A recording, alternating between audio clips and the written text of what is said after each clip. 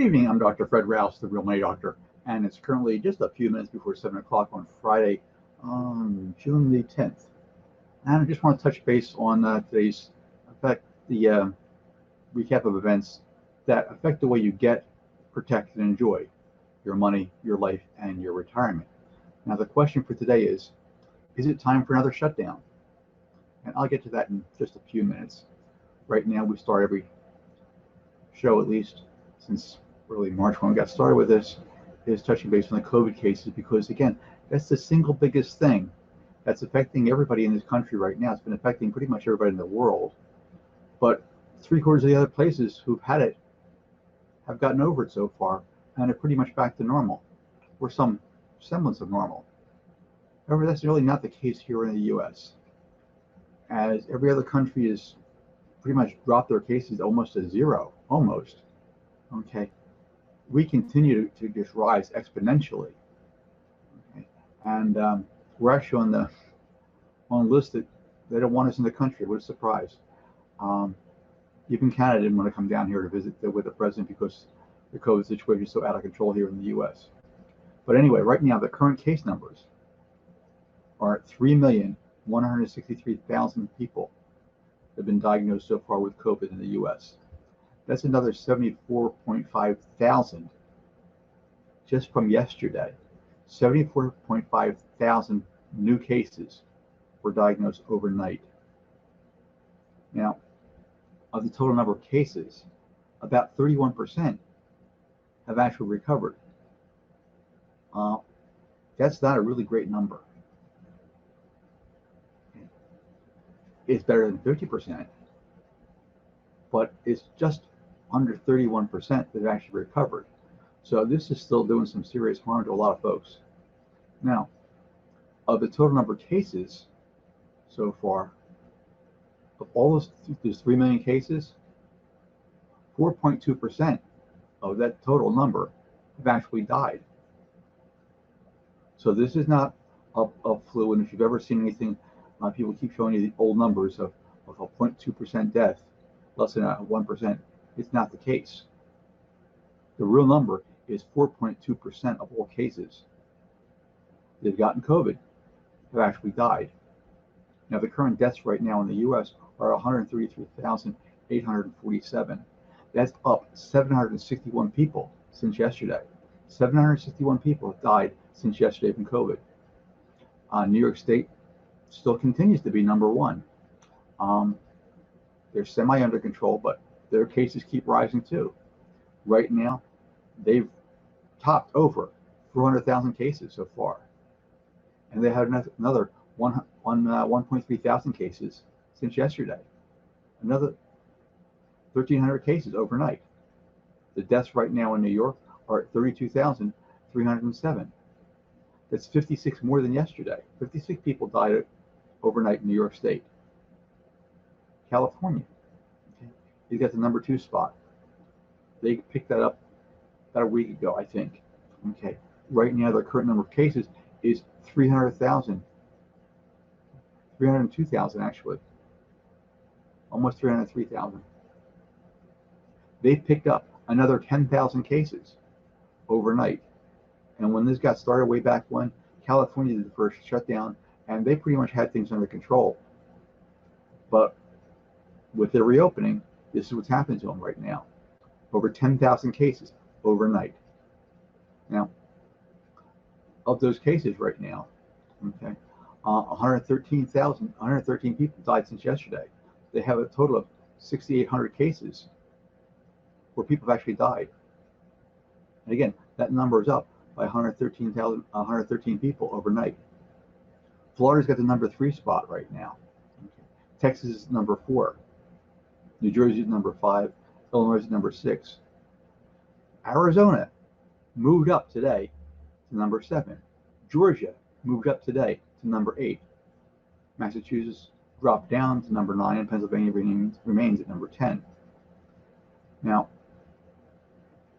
spiking COVID cases in Florida are really, really straining that state's hospital system.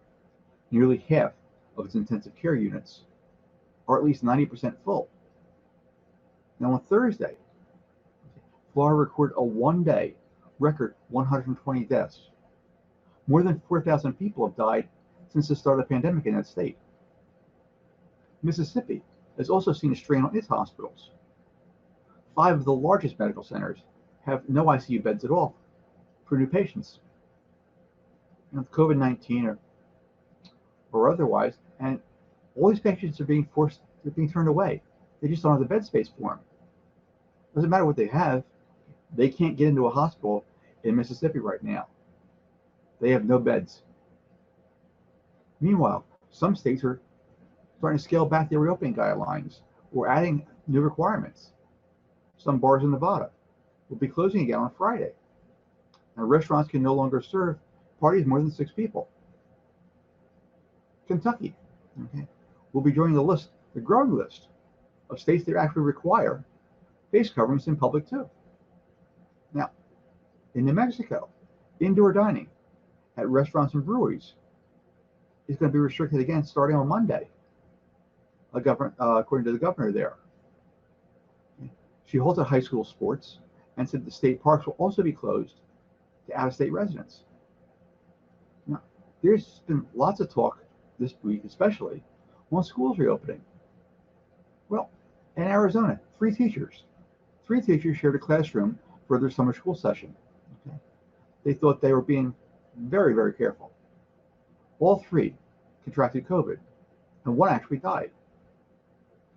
Now, the teachers who survived say that their colleagues' deaths was a stark reminder of the risk that teachers will face if schools reopen too soon. Now, you have to understand, there's a difference. There's a major difference between shopping at Lowe's and Walmart's for 20 to 30 minutes, or maybe 40 minutes, and being in a closed classroom for 6 to 7 hours. The risks are much, much higher in a closed area, in close proximity to other people, especially with students, smaller students especially. They don't sit down in their seats for 7 hours. They're moving around. I don't care how good your classroom management is. Kids are out of their seat at some point in time. If you're a teacher, you have to interact with the kids at some point in time. So this is going to be a little bit more challenging than what people thought. Now, the stock market this week closed basically at 2,600 level. It's been bouncing up and down, just staying in that same area pretty much, and it's going to continue to do that because there's no clear direction in the economy. That won't come until there's a clear direction with the COVID situation. And that brings me to the question for today. Is it time for another shutdown? Now, they all raced to shut their economies down in March. Big thing, everybody going to shut down in March. And then many of them reopened just as quickly in May. Now, governors across the country are facing pressure from public health experts and local leaders to reimpose stay-at-home orders as the only way to regain control on the corona outbreaks that threaten to overwhelm the hospitals and sending the death count actually skyrocketing at this point in time. The push appeared to receive a boost from Dr. Fauci, who suggested in comments released on Wednesday that struggling states should seriously look at shutting down. Now, he took a more measured approach on Thursday, emphasizing that stay-at-home orders should remain as really a last resort and suggesting a pause in reopening plans instead. Now, so far, that's really been the preferred method for governors seeking to really try and stop the rising caseloads, while not totally alienating the public, who's really, really tired of the whole situation at this point in time. The American people are just not happy with this. They can't do anything about it. They're very frustrated, and they don't know what to do. And the politicians are walking a thin line here between, the president wanting to reopen, the governors themselves wanting to reopen because their states are been devastated.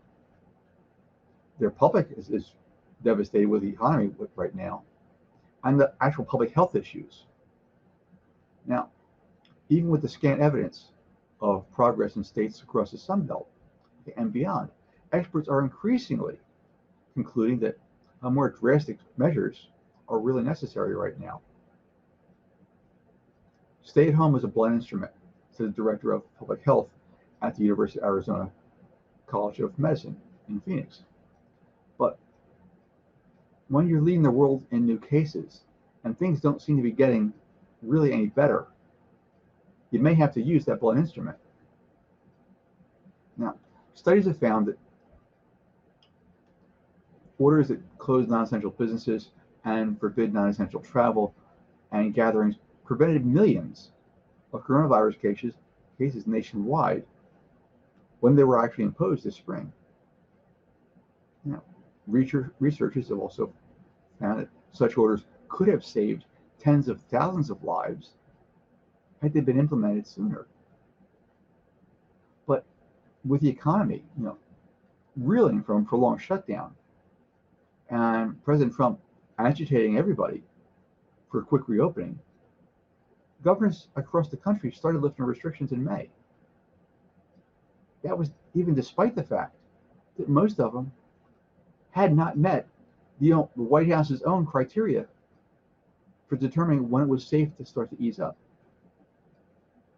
Now with caseloads hitting new peaks, the process for some states has really been thrown into reverse. Nationwide, more than a dozen states have paused their reopenings this summer as the case numbers have just started to go off the wall. Another half dozen have rolled back previously announced reopenings. Several have actually reimposed bans on bars, which have been particular hotspots for the coronavirus to circulate. Yet, the majority of states have really pressed ahead with reopenings. As case numbers in the U.S. surge, that has really unnerved public health experts who see a disaster just in the making. They've never seen anything like this before. And Dr. Fauci said in the podcast that was released on Wednesday that some states went too far with their reopenings and suggested that the solution may be just to go back to square one. I think any state that is having a serious problem, that state should seriously look at shutting down. That's what he said in remarks that appeared to actually contradict Trump's push for the country reopening to continue. Now, during an appearance on Thursday, Fauci dialed back his remarks, saying that a complete shutdown would be obviously an extreme. I would hope that we don't have to resort to a shutdown. I think it would not be viewed favorably, even by states where cities were actually involved with these cases this high. So rather than think in terms of reverting back to a complete shutdown, I would think we would need to get the states pausing their reopening process. That's what he said. But other public health specialists insist that a pause is really just not enough, and that the United States won't be able to reopen to the extent that many other countries have until it learns how to do it safely. And Dr. Tassi, a Harvard health policy researcher and surgeon, said that we see a hurricane coming. In some places, it's already here. The question is whether you're going to evacuate your citizens from the path. The evidence so far suggests not. We're watching this unfold, and we're frozen, is what Harvard Health Global researchers recently said when they put together a national survey tracker to assess the severity of the outbreak in all 50 states. Now, as of Thursday, 15 of them were in a state of accelerated spread, meaning that the stay-at-home orders should at least be considered, along with aggressive testing and tracing programs. Now, another 5, Arizona, Florida, Louisiana, South Carolina, and Georgia, were flashing red. In those states, the outbreaks are so advanced that the researchers stated stay-at-home orders are no longer optional. They should be mandatory. In all 5, however, the governments have waved off the suggestions that people should again be told to stay at home, citing the economic cost of keeping people out of work. Like I said, it's a balancing act, and they're going to come up on the short side. In Arizona, cumulative deaths have topped 2,000 on Thursday itself, and daily hospitalizations hit another high. Now, Governor Ducey, he's urged people to stay at home when possible, and he reinstated closures to bars and water parks and movie theaters and gyms, but so far, that really hasn't been sufficient. The case count there still continues to rise in a way that public health experts say is reminiscent of the exponential growth of the world's worst hit places that they experienced this year before stay-at-home orders actually kicked in. Yeah. They said we don't want to become another New York or another Italy, but that's where we're headed. We need to learn lessons from these places. Now in Austin, Texas, cases have been surging and hospitals have been filling up.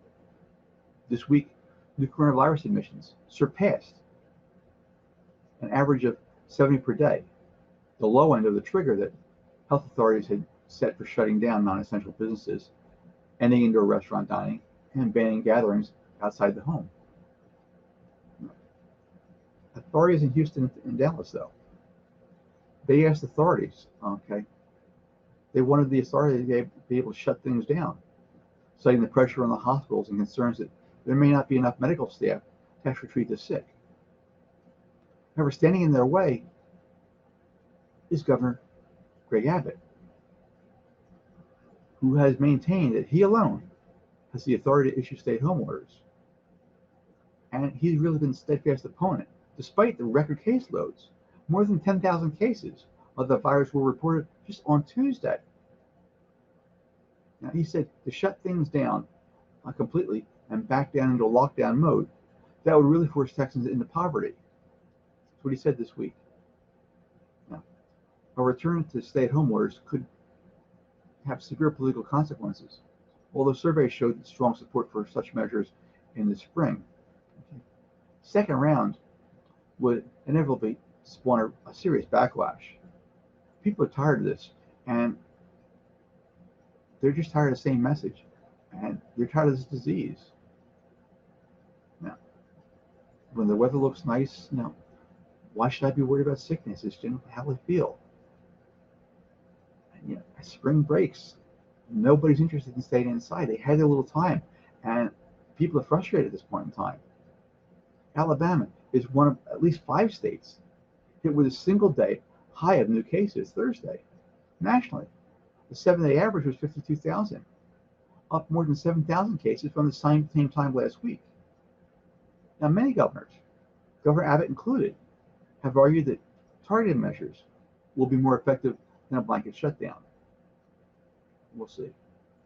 In Missouri, which reopened rapidly in early May, case numbers have risen sharply since mid-June. At least some of that increase has stemmed from increased testing. They're just finding out more about it, though. It was there before. But there's also been significant outbreaks, including at meat processing plants in the state's southwest. Cases there are extending well into the border communities. But what state health official Randall Williams said, rather than focus on shutdowns, the state's attention has been on trying to box in hotspots with aggressive testing and isolation for those that were actually infected. Now, he said that promotion of social distancing, hand washing, and mask wearing will also help stem the spread. In southwest Missouri, a really conservative area where resistance to masks has really run high, many have cited the president's example in refusing to wear one. But attitudes may be shifting as the peril posed by COVID-19 starts to hit home. The city council in Joplin, the region's little hub there, rejected the mandatory mask ordinance last week.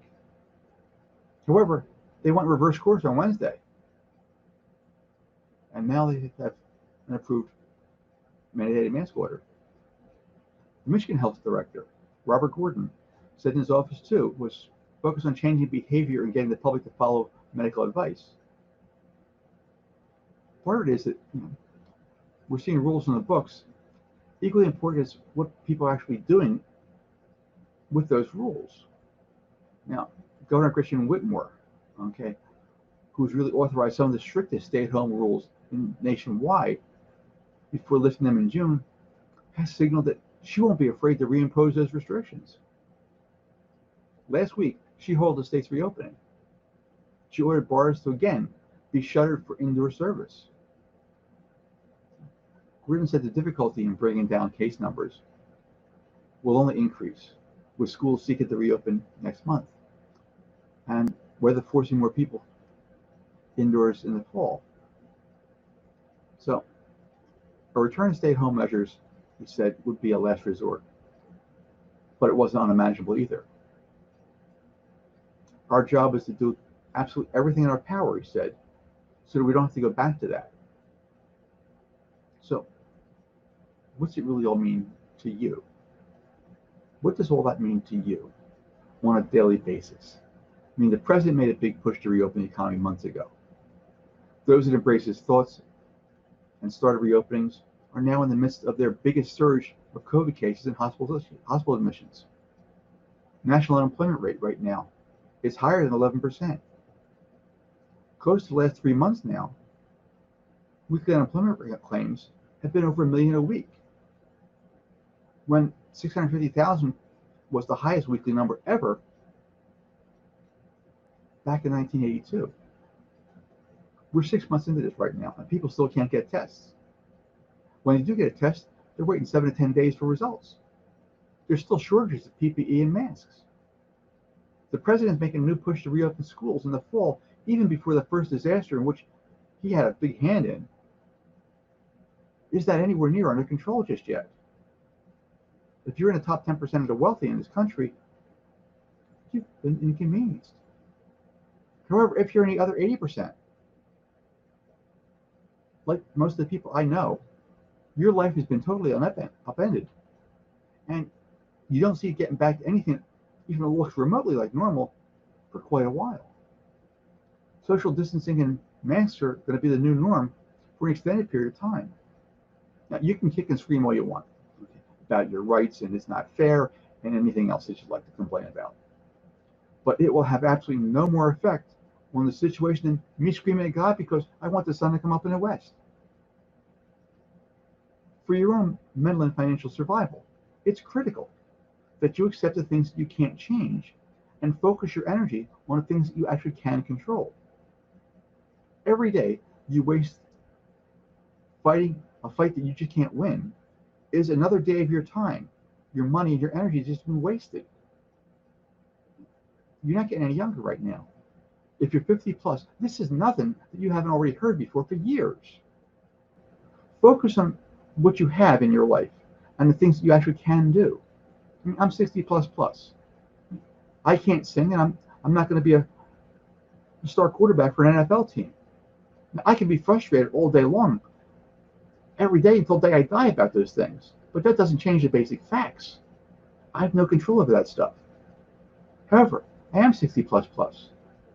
I've got an exceptionally intelligent woman, Dr. Terry, as my wife. I have a really, really good time being with her. Even if we do nothing more than just sit down and have some wine and cheese. I've worked through some major financial adversity in my life. It took me over 10 years of research and over $350,000 of my money to create a system that will allow me to show someone how to be able to retire in just 3 to 5 years, starting with as little as $10,000.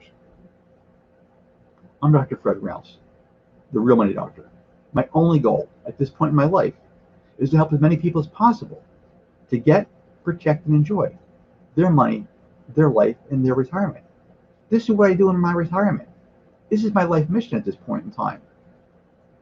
If you want the option to retire in the next 3 to 5 years with the cash flow that you'll need to maintain the lifestyle you want and deserve without ever having to worry about a job or money ever again, go to my site, drrousenow.com. Take a look at the 12-minute video there. See if it makes sense. If it does, let me know. Schedule a call. You can't buy anything on the call. I do the calls myself. And I want to see if I can help you or not. Do you really have a need or not? Can I actually help you or not? And then do I think we actually be able to work together? That's the extent of the call. It's the only thing that's going to happen on a call. So take a peek. drrousenow.com. See what you think and let me know. Again, it's after 7 right now, Friday evening. I appreciate spending some time with you this week. I appreciate spending time with you tonight. I look forward to spending some more time with you on Monday. I'll be back on Monday. I'm taking the weekend off. So I'll be posting the video most likely tomorrow on my YouTube channel, The Real Money Doctor. Like and share it there. Like and share the video here on Facebook. And again, I look forward to hopefully seeing you again on Monday around 7 o'clock. Thank you.